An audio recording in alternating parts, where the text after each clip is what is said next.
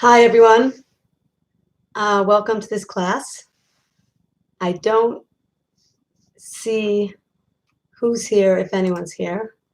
Not exactly sure how this works, but I'm going to start. This class is called Paradigm Shift, and we're going to discuss the way of looking at the world through optimistic lenses. And this is particularly important now in the time that we're living, when the world is challenging. So the Lubavitcher Rebbe always looked at the world through positive lenses and in an optimistic way. And we're going to try to figure out what some of those tools are. So I'm going to start by telling you a story. There were once a couple, and this is not a relationship class, but there are great examples in relationships that we can apply to our lives, all aspects of our lives. So there's a couple named Nathan and Leah, and they were having some marriage problems. And they went to the marriage counselor. And the marriage counselor, Nathan, starts complaining. And Nathan says, you know, my wife, Leah, she always complains about the way I dress. And Leah says, you know, Nathan, he never answers my phone. So the therapist has two options. Either he could say, let's work on your specific problems. You know, Nathan, maybe you should start answering Leah's phone calls. Leah, maybe you should stop criticizing Nathan. So that's option A. But then he starts thinking, you know, Leah and Nathan come from different backgrounds. Maybe in Nathan's home, his dad never answered the phone. Maybe in Leah's home, her mom told her dad what to wear all the time. Says, you know what? We're not going to do that. Instead, I'm going to create a paradigm shift. We're going to change the way that they look at each other. We're going to change the way that they view their entire marriage and their entire situation. Leah and Nathan's story is our story as well.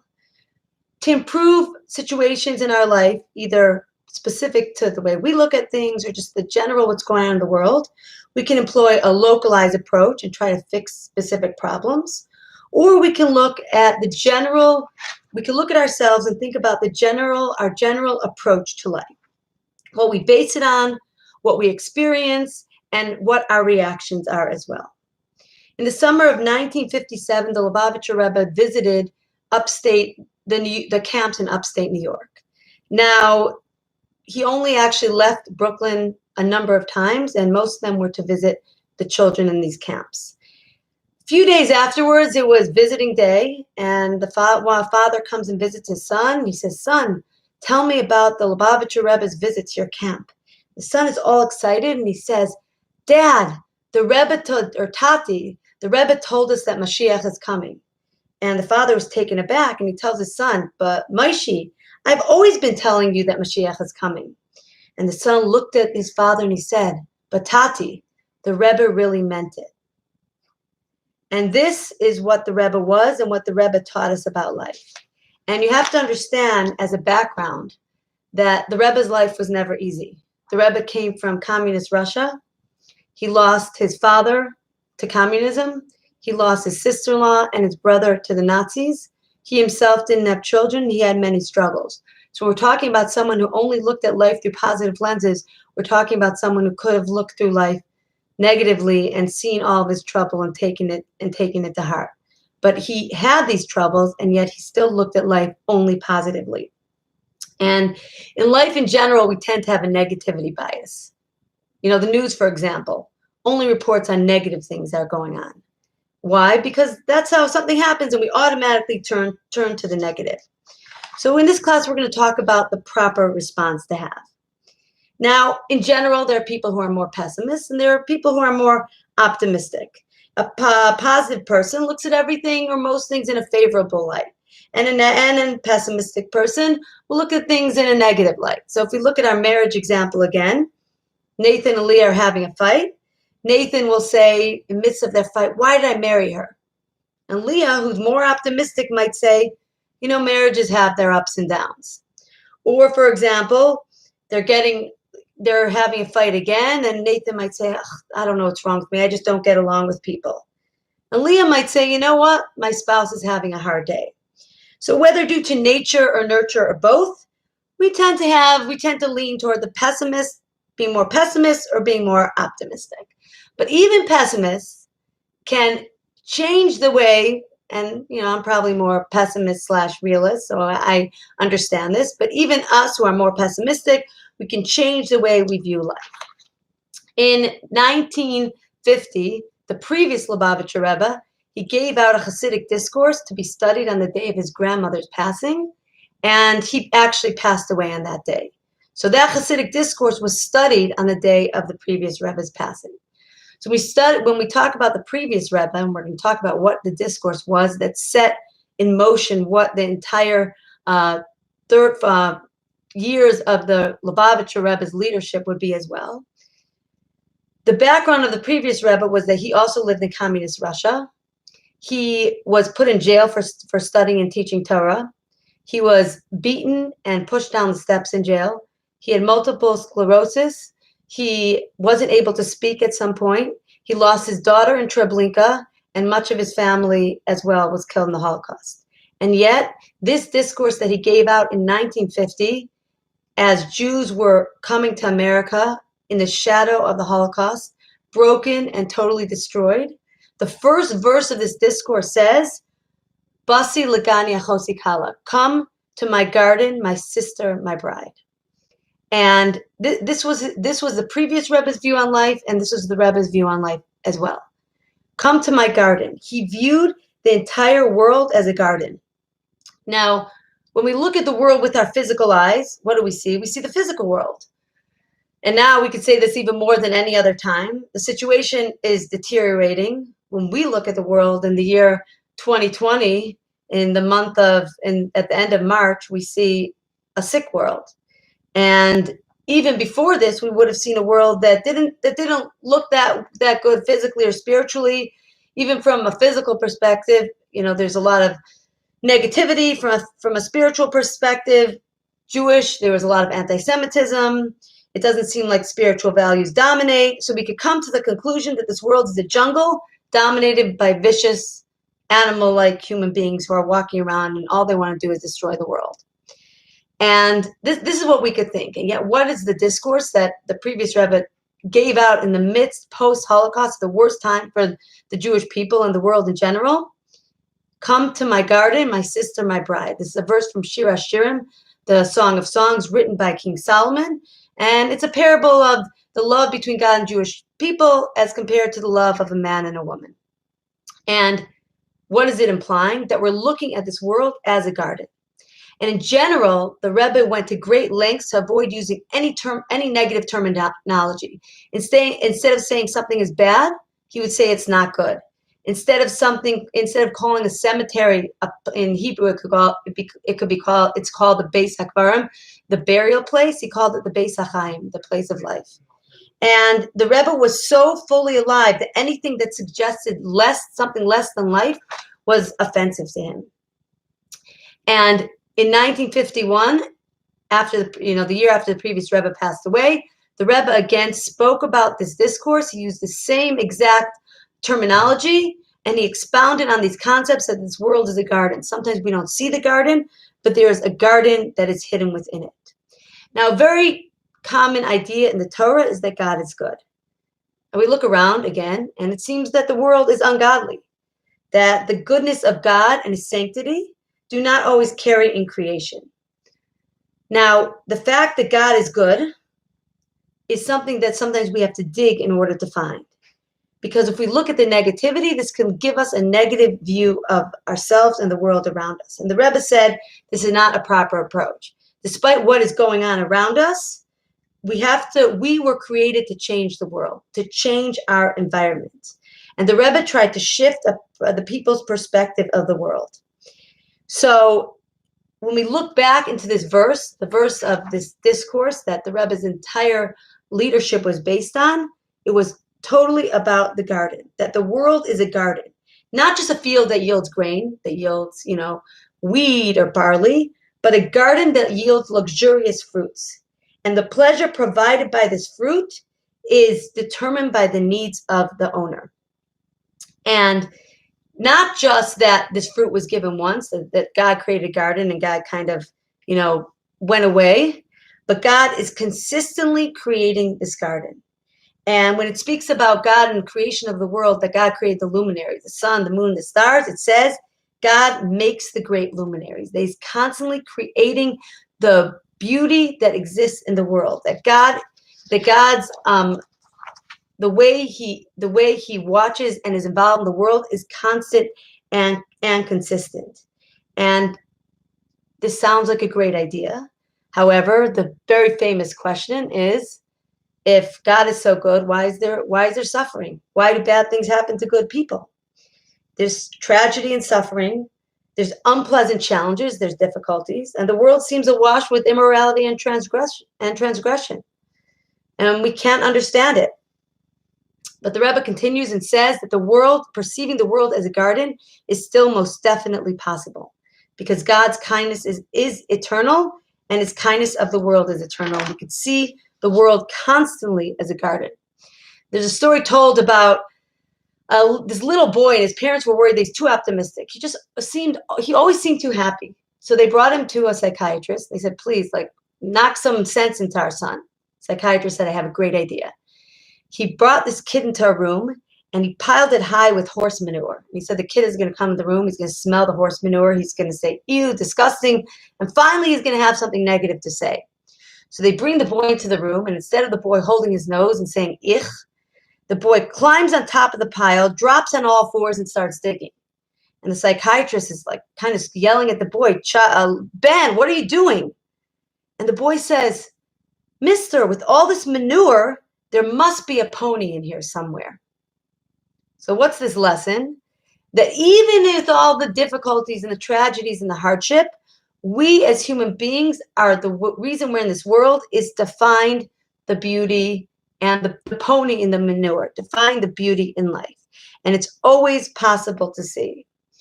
In the 1960s, when people around the world started to hear about the Lubavitcher Rebbe, many news sources wanted a picture of him. So Rabbi Krinsky came into the Rebbe's office and asked him if he could give out his picture to the news agencies. And the Rebbe said, sure, no problem. So he told the Rebbe, I have 6 pictures. Which one would you like? And the Rebbe said, I don't care what picture you choose. Just make sure it's a picture of me smiling. Because the Rebbe's way was never negative. He always found the most positive in everything he did and the way he perceived the world. So how can we do this as well? So when we speak about human beings, God created a world that has challenges and a human being that's challenged as well. And what are our challenges? So we're told in the Hasidic writings that each person has a good inclination and an evil inclination. The Yetzer Hara and the Yetzer Tov. When it speaks about the creation of these two inclinations, it says about the Yetzer Tov, the good inclination, it is good. And it refers to the inclination to do good. About the evil inclination, it says it is very good. Why does it say it is good about the good inclination and it is very good about the evil inclination? That's like saying, open up an organic living manual and it says, seaweed and kale are good. GMOs and MSGs are very good. Doesn't make sense. How is the evil inclination very good? So the answer in the Medrash is, were it not for the evil inclination, which is also the impetus for a person's selfish drive, man would not build a home, marry, and have children. Without a selfish drive, man might give up anything associated with his physical life in his attempt to cleave to God. So that our physical desires, our Yetzer Hara, our evil inclination, so to speak, can motivate and make all the physical traits we have be impetus for us to use it to do good.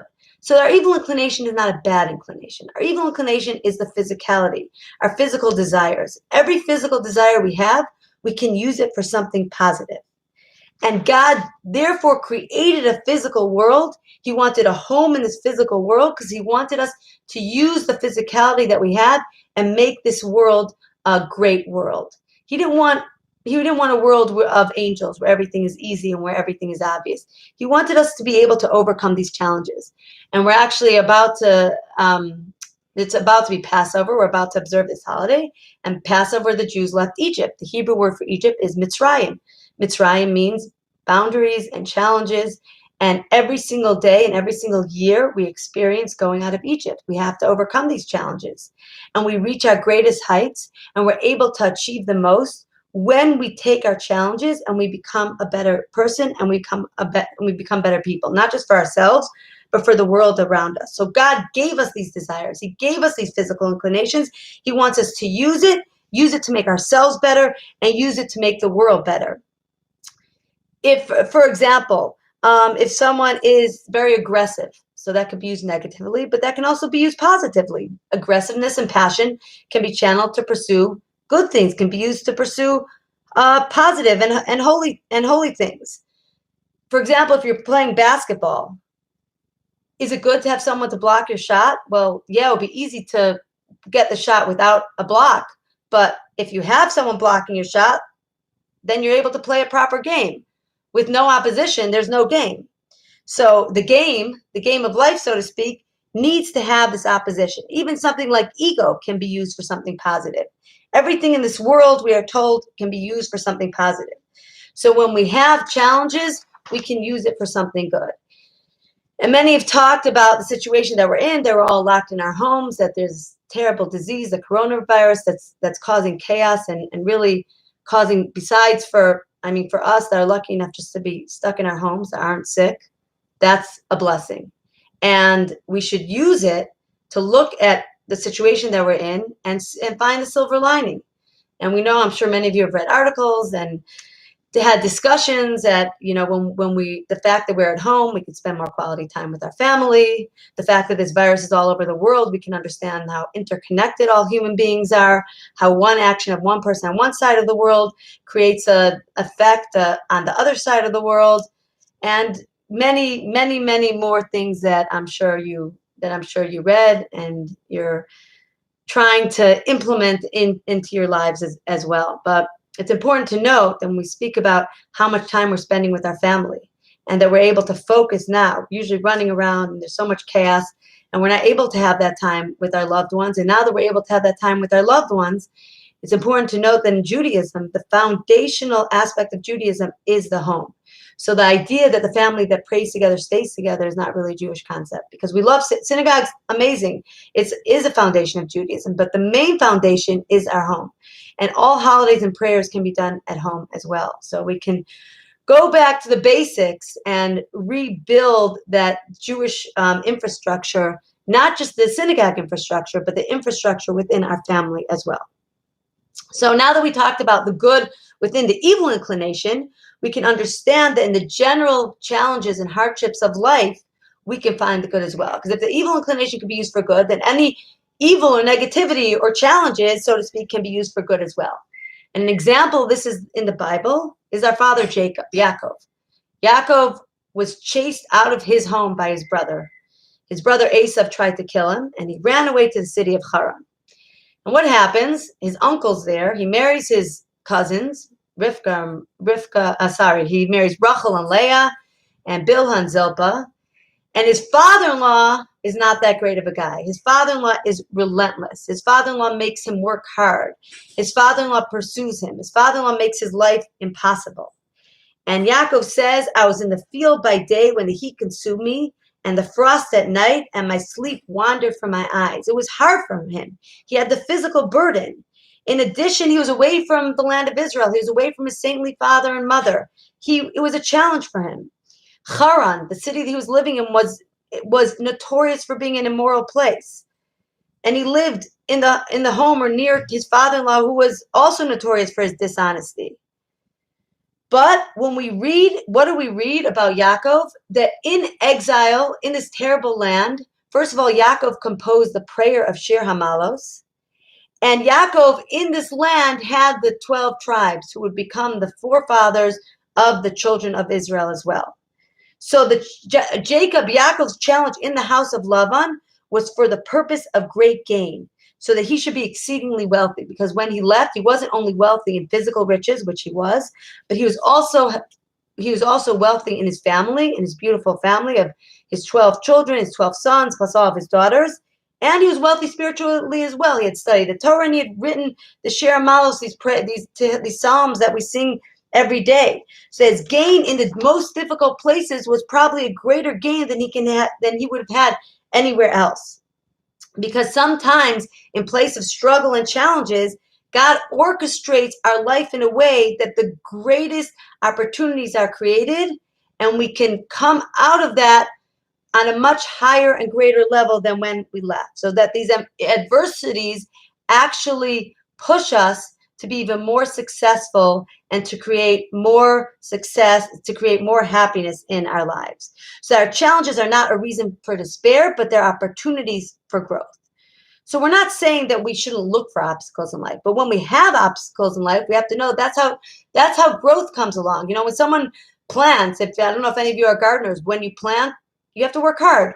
You have to turn over the earth. You have to water it every day. That's life. We are constantly in this garden of life, and sometimes if someone's planting a garden, there are different bugs or animals that could come in and try to destroy the garden. And sometimes you have to work on it again, and there's a lot of struggle. But at the end, you're going to have a beautiful garden if you put enough effort in it. And sometimes you have to dig to find the fruit. Sometimes the challenges are even more difficult. But at the end, if you have that optimistic view on life, we'll find successes. Not always will we be like Jacob, that will have extreme wealth and children and spiritual fulfillment, but we'll always, if we have that pessimistic view, we'll always have some level of fulfillment. Oscar Wilde used to say, a pessimist is someone who complains about the noise when opportunity knocks. The optimist, however, rejoices in the opportunity that awaits on the other side of the door. So the Rebbe taught us that if you see a person, for example, who's better than you in a particular field, don't give up and don't be dejected. See it as an indication that you should learn from him and become better yourself. So in every situation, no matter what, we can find opportunity. There's a great story about a congresswoman. Her name was Shirley Chisholm. In 1968, she was the first African American woman who was voted into Congress for the 12th District of New York. And although she attained this amazing success, that she was the first African American congresswoman, she had a lot of struggles. And one of her big disappointments was that she was appointed to the Agricultural Committee. Now, Agricultural Committee is not the most popular committee in Washington. And obviously, you want to be on the Defense Committee or on something much more exciting, and that seems to have a much bigger effect on the world. And she was really upset. Somehow, the Lubavitcher Rebbe found out. His secretary called Ms. Chisholm, and he said the Lubavitcher Rebbe wants to see you. So she comes into the Rebbe, and the Rebbe says, "Congratulations on, being voted into Congress." And she says, "Thank you. I'm so honored, and it's such a great opportunity. But I feel like I'm missing something out because I'm on the Agricultural Committee. I'm trying to look at my constituents. I feel like I could accomplish so much for them and for the entire country if I was on a more prestigious committee." And the Rebbe told her, he said, "Everything is for a reason, and everything is for divine providence. There is an abundance of agriculture in this country. Take that, whether it's an abundance of corn, of wheat, take all that abundance that the farmers have and use it to feed poor children." Sounded like a great idea in theory. She goes back to Washington, and it was in the back of her head. At some point, she meets up with Senator Dole, who was a senator to Kansas, and they have a discussion. And Senator Dole mentions that the farmers in his state have an excess of food, of corn, of wheat. And what are they going to do? These farmers need to sell it. Shirley Chisholm all of a sudden remembers what the Lubavitcher Rebbe said.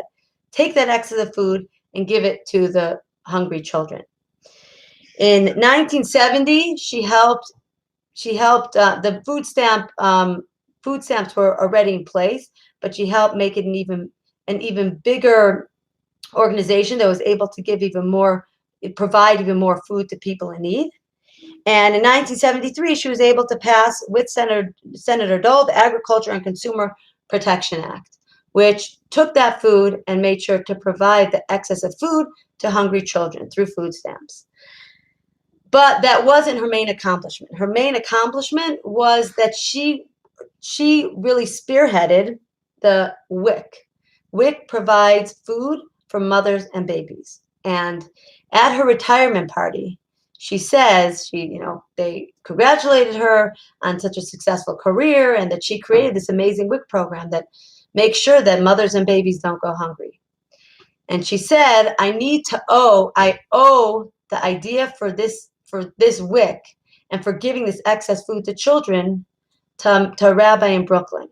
And she said, if not for this rabbi in Brooklyn, poor mothers and babies would not have food to eat, because he had the idea to take something negative and turn it into something positive. And it was just the way the Rebbe viewed life. And it's not necessarily a natural way for all of us to view life, but it's something that that is important, especially in times of challenge, to really instill and make it a part of our psyche and the way that we think. So in understanding that, there's a more challenging issue, which is when bad things happen to good people. And we're not going to go into this in detail, but sometimes when things are tough and we have challenges, we're able to overcome them. But what happens when difficult, like bad things happen? And many people would write to the Rebbe questioning God or trying to understand personal suffering. And the Rebbe would often say that, a 5-year-old child cannot understand the conduct of a scientist. So too, we cannot understand the ways of God. And a sufferer, no matter what happens, and we can't judge people who are suffering, but the Rebbe says at some point, pain can wear a person down. And at some point, a person has to go back on the road to live a meaningful life and have hope for a better future. And the Rebbe said that if a person remains stuck in the negative prism and viewing the world through darkness, they are never going to be able to turn around. And again, the Rebbe was coming from a place where he understood this. And he said that we have to realize that people often think, and he brought quotes from Maimonides. And Maimonides, again, was someone who had a very difficult life. His brother died young, and sometimes he had to leave place to place. He was in Spain, then he had to go to Egypt. He had a difficult life, even in his own religious writings. He had many rabbis at the time who were not supportive of his philosophical writings. And even Maimonides, despite all of his challenges and all of his tragedies, he says, people often think the evils in the world are more numerous than the good things. And he says that this is a mistake, because we're judging the whole universe by what occurs to a single person. And there is evil, and there is difficulty, and there is challenges, but we have to see that the world is bigger, and there are many bright and good things in the world.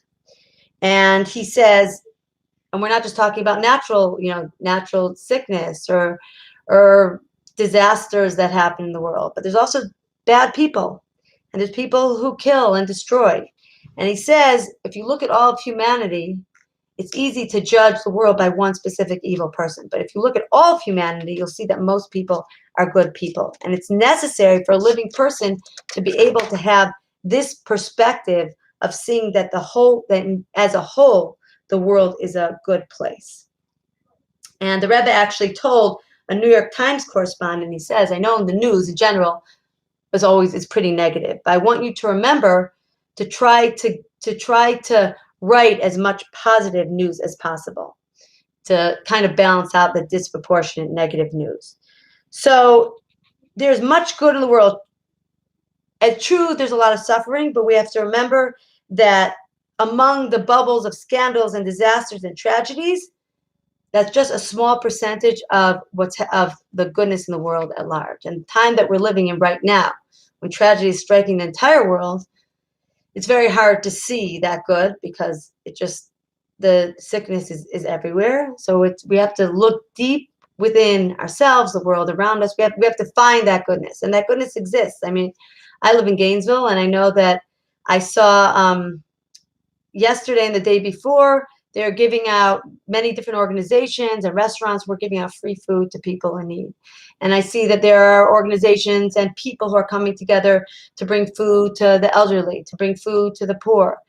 we come together. People are good at heart, and they're coming together to try to help others, and they're coming together to try to be supportive. So despite the sickness that's going on, there's still a lot of positive in the world as well. So there's a interesting quote. Someone said, if you come into your own home and you find at the end of the day your house is a mess, is your house a jungle? No, my house is not a jungle, it's just a mess. He said this is how the Rebbe looked at the world.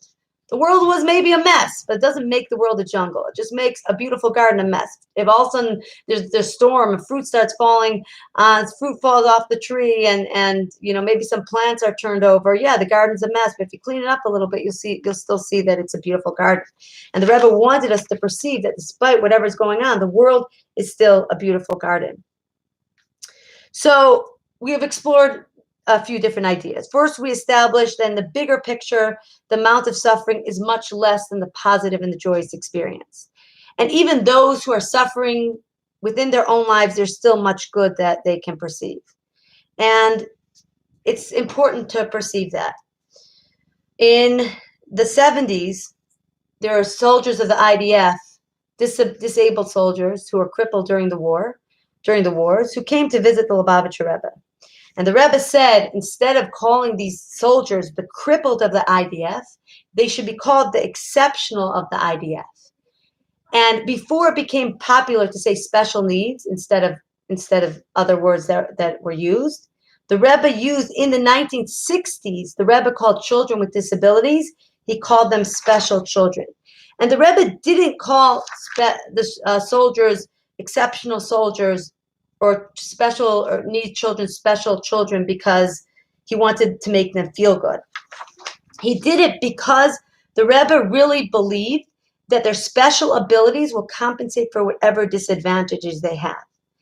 And I know, because I have a child with special needs, that this is not like even a question, but you see it every single day, how someone with special needs and someone who might not be typical has so many other qualities that they make up for any type of disadvantages or challenges that they might have. You say my son has Down syndrome, so a lot of positive things, that he's always happy and he makes everyone smile and he's just like a force of positivity and energy. And anyone with any type of disability, you see how their positive qualities make up for any disadvantages that they might have. And the Rebbe at that time, the 1960s, when that wasn't popular, he wasn't saying it to be polite or to make people feel good. It was his philosophical conclusion. The Rebbe felt this in his heart. He knew that there's positive in everyone and there's positive in every single thing in the world. And he understood that when we understand that God and his goodness pervade every single corner of the world, we're able to find the garden beneath the surface. Sometimes we have to dig a lot, but it's always there. Now, in the 1960s, a group of college students came to visit the Lubavitcher Rebbe. And one of them asked the Rebbe about death. And the Rebbe says, death is not the end of life. He said, death is only the means for a soul to be elevated to the next level. And he said, therefore, I'm not going to call it death. I'm going to call it afterlife, because there's a life afterwards. So even something like death, the Rebbe understood tragedy. And I remember in the early 1990s, when a mother was murdered in Crown Heights, the Rebbe cried. And he said, God, how could you make this happen? And he understood the tragedy, and he understood that he didn't understand it. And within the Rebbe's acknowledging the sadness and the difficulty of the world, he was still able to see the positive and the glimmer of hope that existed. So it's not a contradiction to be able to be sad or to be able to not understand the ways of God and yet still be able to define the positive in the world, garden-like ideas in the world as well. Now, another way in which the Rebbe was unique was in the late 1960s when the counterculture movement erupted on the American scene. So there are many, especially religious leaders, who had issues with this, because the hippies rejected the mores of mainstream Western life. They developed their own distinctive lifestyle, unconventional clothes, and people who had a hard time accepting their anti-work and pro-drug positions, and if it feels good, do it. So what would the Rebbe, a religious person in his 60s, think about the hippie movement? So very interestingly, the Rebbe said something. He said, the complaints that people have against the younger generation that they're destroying the system, the establishment, should be addressed to their educators. When parents and teachers taught the younger generation proper behavior, they explained it as a means to be able to afford a nice home, have a large bank account, own 2 Cadillacs, his and hers, and to be honorees at the table, at the head table at the banquet. When this constitutes the reason for choosing between good and evil, it is understandable why the youth will ultimately lose all patience for such falsehood. The youngsters are in the process of a spiritual journey. We cannot allow them to drift and get lost. We must educate them in a pleasant and kind manner and lead them to an understanding of right and wrong. So a rabbi in his 60s who came from Russia understood that the origin of the counterculture was a pure place and the revolt was a step in the right direction. He obviously didn't agree with things that they were doing, but he understood that it was a search for the right thing. And many people actually, during this culture, turned towards Judaism. And the Rebbe sent many of his shluchim, of his emissaries, to different places around the world to help people who were searching and to show them the spiritual way of life and to show them what where meaning can be found and what it means if you're searching for life. If you're searching for meaning can be found in Judaism. Meaning is not in drugs or in dressing different. Meaning is in our own religion. We can find spirituality. There's so much spirituality and happiness and acceptance in Judaism. The youth need to be directed, and sometimes within our education we're not always directed in the right way. And he saw this. He actually saw this as an opportunity. He didn't want to admonish the youngsters or the hippies at that time. He wanted them to understand that the search is okay, and the yearning for something, for meaning, is okay. It just has to be turned towards the right place. And the Rebbe saw everything in life like that, and he saw it as an opportunity to find positivity in life. Now, when he was a youngster, Rabbi Jonathan Sachs, he's the chief rabbi of England, and he has very amazing writings, if anyone's ever looking for something to read. And he was once talking to the Rebbe, and he said, in the situation that I find myself, and the Rebbe stopped him, and he says, nobody finds themselves in a situation. You put yourself in a situation. And if you put yourself in this situation, you can easily put yourself in another situation. And sometimes it's not so easy to put yourself in another situation, but you can do it. And sometimes, because of our nature or our nurture, it's easier to find ourselves to be more pessimistic or find ourselves with more challenges, but we could always put ourselves in another situation. So the Rebbe's approach was not just like happy-go-lucky.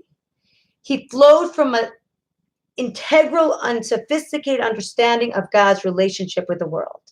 In finding the positive in the world, it goes beyond just, let's be optimistic, everything will be okay.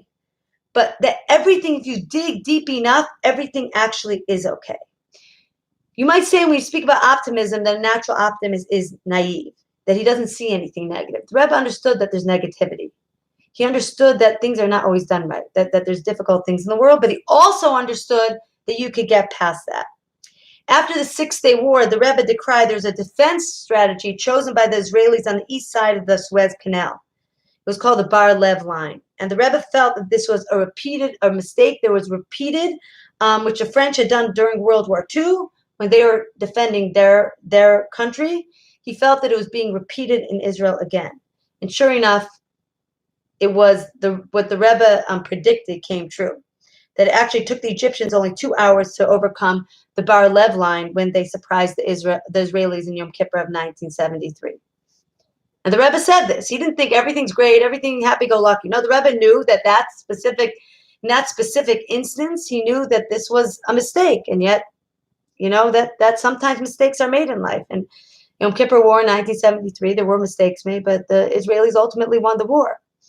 Another instance where the Rebbe had issues with something that was being done by the Jewish world was during communism. when many Jews were stuck behind the Iron Curtain, and specifically refuseniks, people who refused to support the Soviet regime, American Jewry had different ideas of what to do. And many of them said, let's publicly demonstrate against the Soviets. And the Rebbe was very against this. He said, if we publicly demonstrate against the Soviets, this is going to make matters worse, because then the Soviets will find out, and then they'll make the situation for the refuseniks and for the Jews stuck behind the curtain, they'll make it even worse. So we said, instead, let's use political pressure to help get these Jews out of Russia. And sure enough, I mean, there were people who continued with the public demonstrations, but the Rebbe was very instrumental in causing these quiet political negotiations to take place as well. And actually, a great uncle of mine, who was a senator at the time, was very involved in these negotiations. So I know personally from the stories that he told how the Rebbe encouraged him to speak to President Reagan at the time to make sure that he spoke to Gorbachev to try to get some of these Jews out of Russia. So the Rebbe was a realist, but he was also an optimist, because optimism, if too much optimism, can handicap a person, that everything's great, everything's going to be fine. But the Rebbe's approach was grounded in philosophical reality. We have to work hard, we have to deal with our challenges, but we can overcome them as well. So if you look at the garden, instead of saying, oh, this garden is a mess, yeah, it's fine, it's okay, we'll just leave it the way it is. No, the Rebbe would say, look at that garden, it's a mess, there was a storm, there's fruit all over the place, there's leaves flying all over, there's bugs on the plants. He would say, go clean it up, and you'll see how this garden is actually beautiful. And we need to dig, and we need to clean up, but ultimately the goal is that one should not have to search for the good too hard, because eventually we'll find the good there. And much of the Rebbe's philosophy and activism can be understood in light of this, that the world is one with God. We don't necessarily see God. And there's a lot of darkness in the world. Yet our job is to find that unity that the world has with God. So to end, I'm going to give you a few of the key points, and then we'll do one little activity. So a few key points is that God entrusted us with the task of changing the world for the better.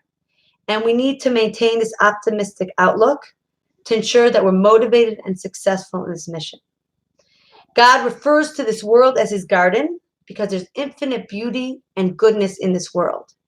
And this is not a subjective choice, but this is a realistic choice. And it's an awareness that God is around and he's involved in every detail of creation. Also, the goodness of the world is not limited to God's perspective alone, but if we look deep enough, we can have that perspective as well. Because God wanted this world that we lived in.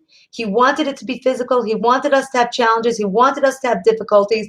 He wanted us, so to speak, to have that push, but to be able to fight back and to be able to find that good and beauty. And our evil inclination gives us that opportunity. We can channel all of our physicality and our physical desires and needs and motivations and use it for the good. And these challenges will give us opportunities for growth, knowing that despite whatever's going on, there's always a silver lining to be found, and we have to maintain a positive outlook. So I guess my challenge would be that for most of you sitting at home, make a list either in your mind or on paper of 3 positives that this challenge and this situation that we find ourselves in that this challenge has brought to the forefront. So what are 3 positives that I'm experiencing right now as I look at my specific home, as the world around me? And also 3 things that I can do to make a difference. Now we're in our home, so making a difference obviously does not necessarily mean for everyone to go and feed the hungry. But if I'm in my home, maybe, if my grandparents are stuck by themselves somewhere and obviously they can't have visitors, maybe I should make an effort every single day to either FaceTime or call my grandparents every day. Maybe to give charity to a specific organization that's giving food to the poor. Call a doctor or nurse or the healthcare that's on the front lines of this and give them encouragement. Send them a delivery from a restaurant or a bakery. look around your home and your specific family. Maybe there's someone in your family, in your house, who is having particular challenges and having a harder time in a situation than others, because we all react to challenges differently. There's something that we can do. So find 3 positive silver linings and then 3 positive actions that each of us can do just to give that positive atmosphere to ourselves, that we should feel positive, but also bring that positive atmosphere and that positive energy to those around us. So thank you everyone for joining, and have a great Shabbat. And as it says in the Torah, that when Mashiach comes, all the sickness and death will end, and that should happen speedily in our times. And Shabbat Shalom.